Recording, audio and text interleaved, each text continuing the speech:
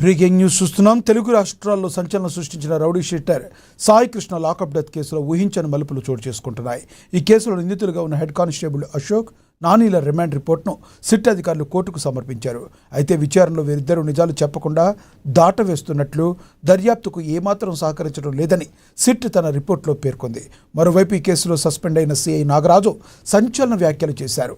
న్యాయాధికారి ఎదుట వీడియో కాన్ఫరెన్స్లో హాజరైన ఆయన తనను అకారణంగా ఈ కేసులో ఇరికిస్తున్నారంటూ సంచలన ఆరోపణలు చేశారు.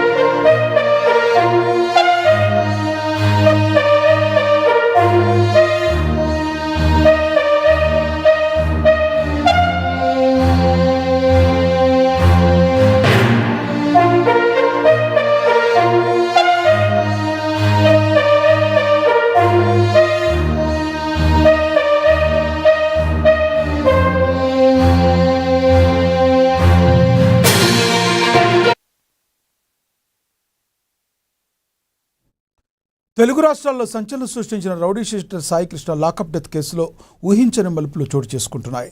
ఈ కేసులో నిందితులుగా ఉన్న హెడ్ కానిస్టేబుల్ అశోక్, నానీల రిమాండ్ రిపోర్ట్ను సిట్ అధికారులు కోర్టుకు సమర్పించారు. అయితే విచారణలో వీరిద్దరూ నిజాలు చెప్పకుండా దాటవేస్తున్నట్లుగా, దర్యాప్తుకు ఏమాత్రం సహకరించడం లేదని సిట్ తన రిపోర్ట్లో పేర్కొంది. మరోవైపు ఈ కేసులో సస్పెండ్ అయిన సిఐ నాగరాజును సంచలన వ్యాఖ్యలు చేశారు.